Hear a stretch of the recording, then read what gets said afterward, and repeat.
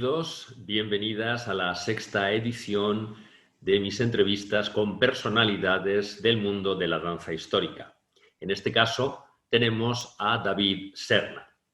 David es especialista en creación dancística por el Centro de Investigación Coreográfica del Instituto Nacional de Bellas Artes en México. Cuenta con el grado de Excelencia Artística como miembro del Sistema Nacional de Creadores de Arte del Fondo Nacional para la Cultura y las Artes, también en México. Fundador de la Compañía Americana de Danzas Históricas, agrupación que cuenta con un área de investigación en los estudios en danzas antiguas. Cofundador del Encuentro Internacional de Danzas del Pasado. Ha impartido conferencias sobre danza medieval para la Asociación Jimena de la Facultad de Geografía e Historia de la Universidad Complutense de Madrid y la Escuela Nacional de Antropología e Historia en México. Su trabajo dentro de la danza virreinal con repertorio de la Nueva España y el Virreinato del Perú se ha presentado en foros como el de los festivales de música antigua de La Habana, Guatemala y México. Ha impartido conferencias y clases magistrales en lugares como la Escuela del Primer Bailarín Carlos Acosta en Cuba, el Ballet Nacional y la Universidad de San Carlos de Guatemala y la Fonoteca del Instituto Nacional de Antropología e Historia en México, entre otros. Ha obtenido el Premio de la Juventud de la Ciudad de México en 2009 y 2011 con el primer lugar en la categoría de actividades artísticas y culturales. Actualmente trabaja en la tesis Catálogo de Danzas de la Nueva España y es invitado como ponente del próximo congreso de la Dance Studies Association en Estados Unidos. Hoy tengo el placer de platicar con David Serna, que está en México. Hola David, ¿cómo estás? Hola, ¿qué tal, Carlos? Muy bien, muchas gracias. Y pues bueno, qué placer poder compartir esta tarde contigo. El placer es mío también. Vamos con las preguntas. ¿Cuándo te interesas por la danza histórica y por qué? Pues mira, bailo desde los 4 años y sobre todo en la cuestión de la danza folclórica, es una constante preguntarme de dónde viene, cómo es que llegamos a este momento y por qué. Entonces, después de mucho tiempo, es como en 2009 tomo mi primera clase con Irene Ginger en México, que viene a un festival cervantino, y me enamoró totalmente. Fue como la revelación de lo que se hace en la danza histórica en Europa. Y a partir de ahí, pues bueno, empiezo a buscar qué posibilidades tenemos en México.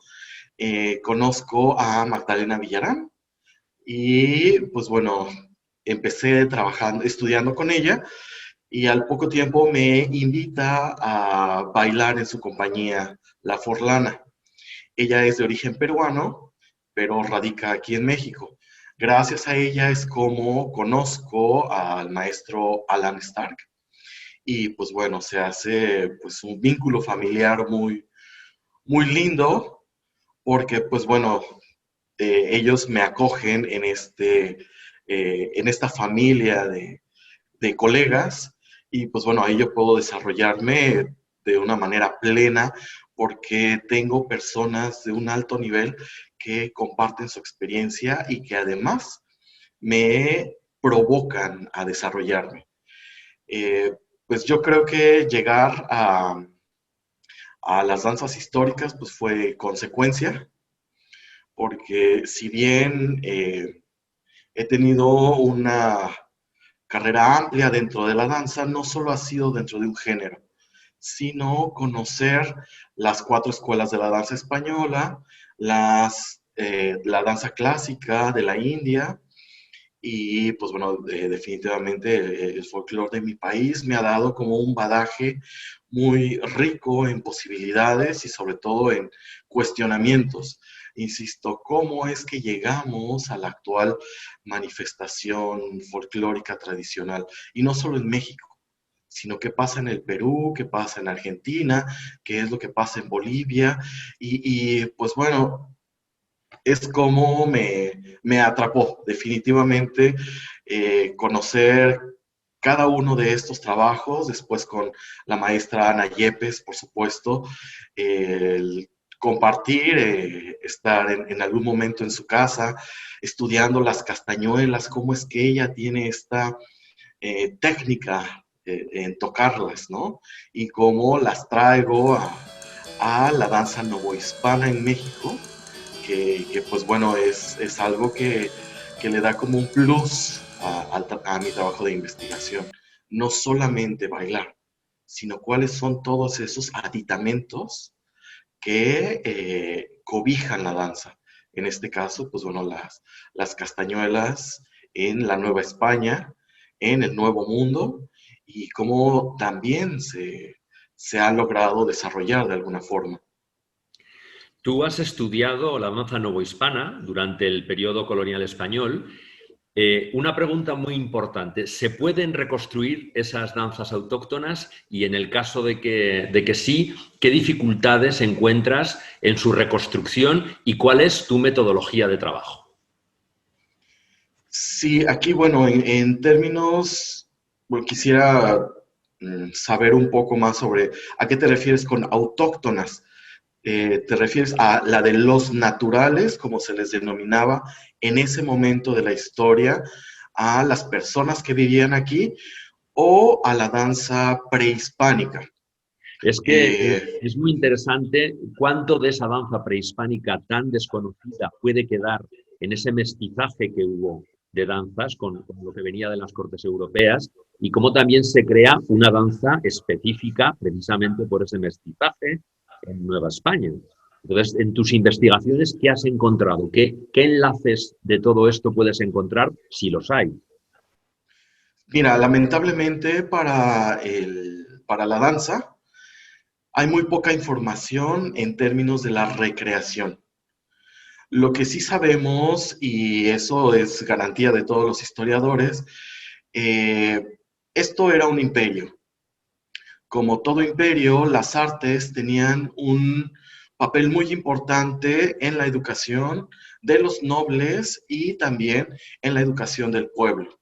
Sabemos que había escuelas para el canto y la danza. Sabemos que todos los guerreros tenían que saber bailar, tenían que saber hacer danza. Eso lo sabemos, pero no sabemos cómo se hacía. Tenemos algunos códices que nos dan ideas, algunas referencias, pero lamentablemente la información concreta pues no la conocemos. Dentro del periodo virreinal, lo que conocemos son menciones de bailes y danzas. Por ejemplo, en poesía de Sor Juana Inés de la Cruz, ella nos habla sobre el tocotín y nos dice que era una danza de corte mexica. Incluso ella lo incluye dentro de alguna de sus obras, pero no nos dice la estructura, no nos dice el lenguaje, no nos habla. Tenemos denuncias ante la Inquisición sobre danzas deshonestas que se hacían con movimientos corporales no honestos. Sí, pero para ese momento, ¿qué era? Mover la cadera, mover, acercarse, la aproximación uno con el otro. Lamentablemente, lo que nos ha limitado es que no contamos con danzas notadas, como sí existe en Europa en ese momento. Aquí, uniendo esta pregunta con la metodología, parto de dos puntos, que son dos realidades. Primero, lo que se conoce, lo que está escrito, y que son todos los tratados desde el Renacimiento en Europa. Y por otra parte, la danza folclórica actual. Entonces, son dos puntos y lo que hago es tejer un puente entre estos dos.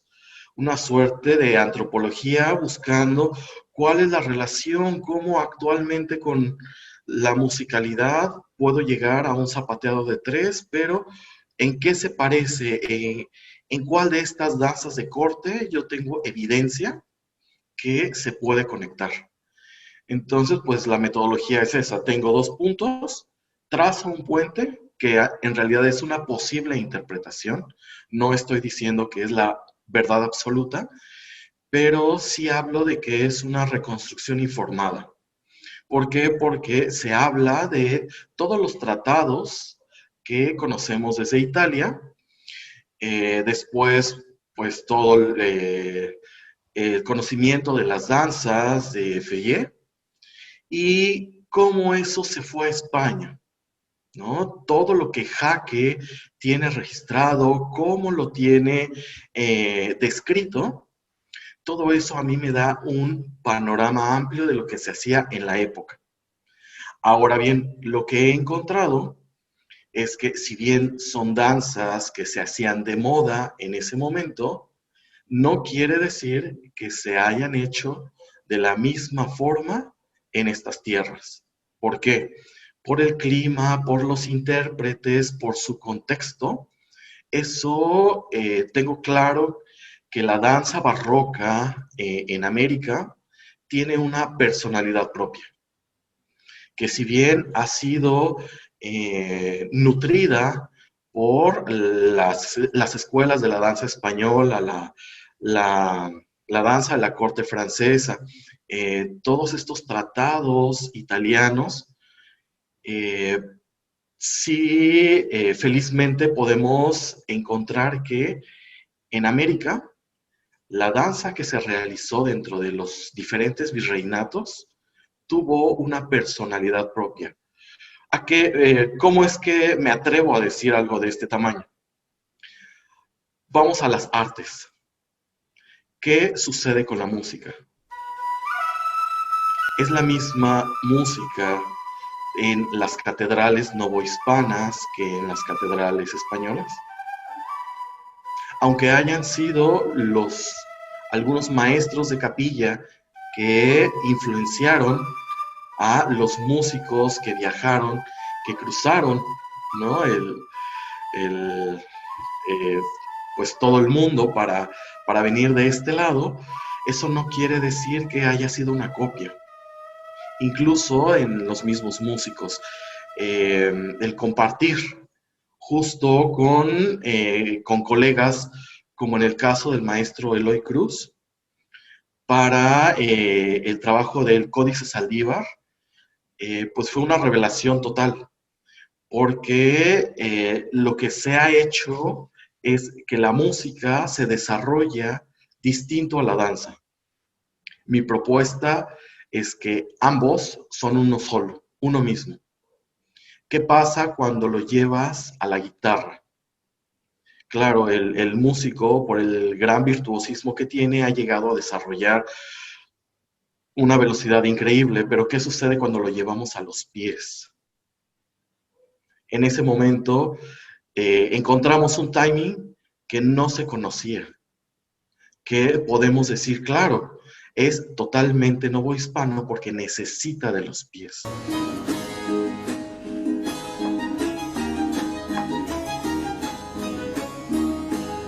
Necesita del contexto del vestuario, de la gestualidad y cómo no es una grabación de poner la música y hazlo, sino es todo un proceso que tiene que además estar cobijado de un estudio muy estricto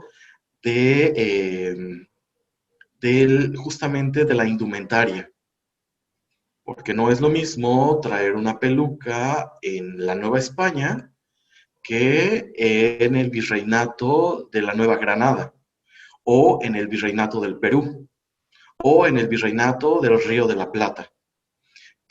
¿Cuál es el contexto y cómo se lleva a cabo? Ahora, la influencia negra, pues ha sido una constante que definitivamente le ha dado un sabor, ¿no? Estas especias que se venían buscando desde España para llegar a la India, pues bueno, se tomó un sabor distinto en las Américas, ¿cierto? Y pues bueno, creo que la metodología no puede estar alejada de la música, de las artes y sobre todo de la plástica en ese momento, me refiero a la indumentaria. Los estudios del vestuario nos han revelado muchísimo sobre los rangos de movimiento, sobre la disponibilidad para la danza y cuáles son los posibles contactos que puede o no haber con una pareja, con un grupo o con una sala. Has nombrado el tocotín, que creo que es una danza folclórica que se baila en la actualidad también, que sigue todavía bailándose, el tocotín. ¿Se puede ver en esa evolución a través del folclore que puede haber algunas raíces autóctonas de la danza prehispana que no se corresponden con lo que conocemos de las danzas de corte que importó España? ¿O todo eso se ha perdido, se ha diluido a lo largo de los siglos? Mira, definitivamente hubo una resistencia de los indígenas por no perder la memoria. Pero, por ejemplo, si llevamos este tema a la cocina, si tú pruebas un plato prehispánico, estamos muy seguros que eso sabe a lo que se comía. Lamentablemente, eso no sucede con las artes. ¿Por qué? Porque de las pirámides tenemos una parte de las pirámides. Porque de la música no tenemos los registros. Porque de la danza, insisto, solo tenemos algunas menciones. Eh, Lamentablemente, todo ese conocimiento de muchas generaciones se perdió por completo y lo que sí tenemos actualmente, insisto, es la resistencia de la memoria. Son posibles interpretaciones que, pues, algunas están muy lejos de serlo y algunas mantienen el espíritu. Pero en realidad, o sea, insisto, imagínate la danza de un imperio. Si estamos en el Japón, si estamos en China, hablamos de algo majestuoso. Evidentemente que la danza de los mexicas era algo de esa magnitud, algo majestuoso. Lamentablemente, pues tenemos muy poca información, pero también creo que hay investigadores que están trabajando. Por ejemplo, el trabajo de la doctora Mirjana Danilovic sobre la danza en la guerra mexica. Ella desarrolló una tesis muy importante sobre la danza guerrera, una tesis de doctorado en donde nos aproxima a esta gestualidad que provocaba al contrario, esta gestualidad que estaba acompañada de música y que tenía una indumentaria específica para la guerra. O sea, sabemos que eso existía. Entonces, ya no tenemos el contexto mexica, ya no tenemos la indumentaria mexica, entonces cada vez nos alejamos pues más de conocer la realidad. Lo que ha pasado con el tocotín, sabemos que era una danza de corte mexica, pero insisto, hablar de la corte es hablar del imperio, es hablar de la majestuosidad. Lo que sucedió con todas esas danzas es que salieron de su contexto real y se fueron a una sala, se fueron a un pueblo, se fueron a un contexto diminuto, donde se habla tal vez solo del espíritu de lo que eso fue. Aparte de tu interesantísima investigación sobre la danza virreinal, creo que estás preparando un catálogo sobre las danzas de la Nueva España. Aparte de ese foco de interés, ¿tienes algún otro periodo histórico favorito? Pues mira, soy enamorado de la danza medieval, concretamente de las danzas macabras. Es algo que me ha provocado desde que lo conocí. Entonces, pues no he parado de visitar los osarios en Europa, de visitar la Catedral de Montserrat por el Libro Rojo, ¿no? Conocerlo, saber a qué sabe, cuál es justo el contexto en donde se escuchaba esa música. cómo los romeros bailaban ante la Virgen. Esto tiene un sabor que no lo puedo llevar a escena si no lo pruebas. Si no estás en el lugar y te impregnas de esa energía que tal vez te puede hablar, ¿no? Sería un poco inconsciente decir, claro, yo hablo sobre la danza de Europa y que nunca he estado en Europa y que no sé de los manuscritos y que no conozco a ninguno de los maestros de la época, entonces, bueno, estamos perdidos, ¿no? Y justamente el trabajo con el catálogo son ya 500 años de distancia. Insisto, lamentablemente hay muy poca información, pero también muy pocos investigadores se han dado a la tarea de generar este conocimiento. Contamos con la fortuna de la maestra Maya Ramos, quien ha desarrollado eh, textos que nos dan luz, ¿cierto? Pero de ahí en fuera tenemos un artículo de Alan Stark, tenemos algunas menciones musicales, donde, bueno, la base es la música, pero ¿qué sucedió con el movimiento? Lo que intento hacer es, primero, traer todas esas voces en un solo catálogo y, pues bueno, a partir de ahí discutir, abrir a la discusión y, insisto, no quiero decir que tengo la verdad, al contrario, lo que quiero es traer el material y con eso compartir, pues bueno, a quien esté interesado. David, ¿qué interés puede tener la danza histórica para un espectador de hoy en día?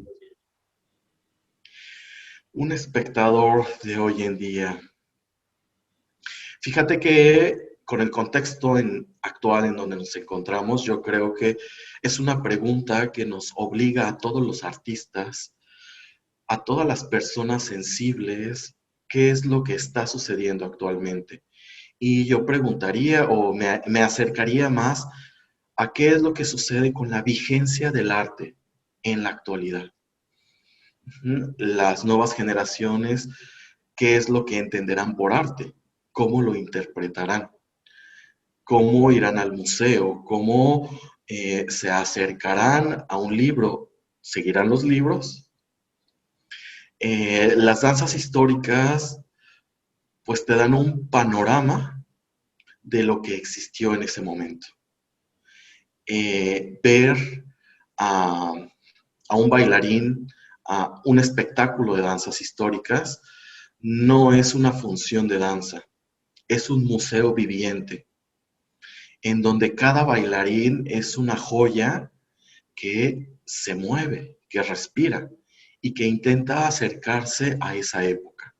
Entonces, un museo con joyas dentro, pues bueno, yo creo que las danzas históricas se acercan a todo lo que queremos actualmente echar a andar, ¿no? ¿Qué sucede con la crisis de los museos?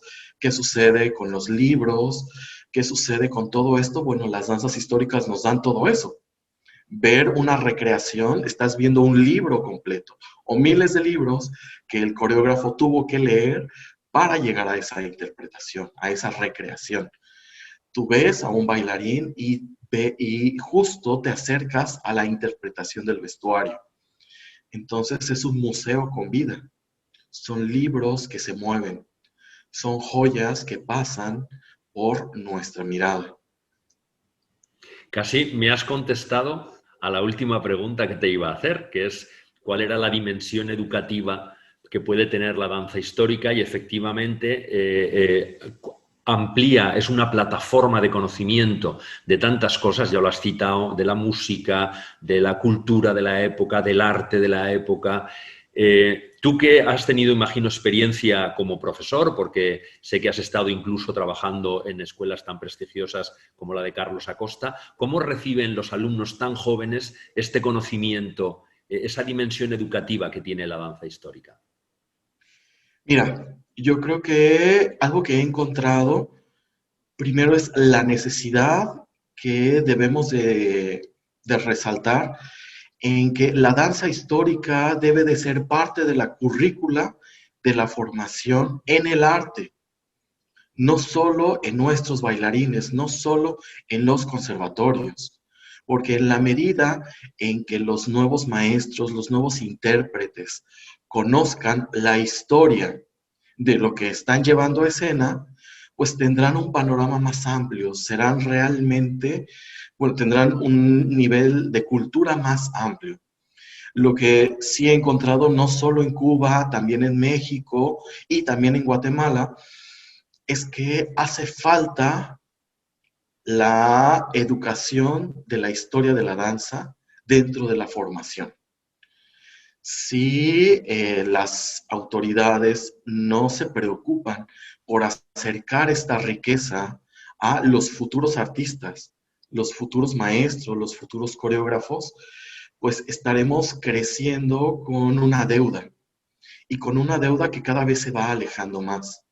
Insisto, porque además acercarte a un texto, como tú lo sabes, eh, pues no todos están en castellano actual, sino están en italiano, pero en un italiano distinto, están en francés antiguo, hay cosas en alemán, hay cosas en castellano, pero en castellano antiguo.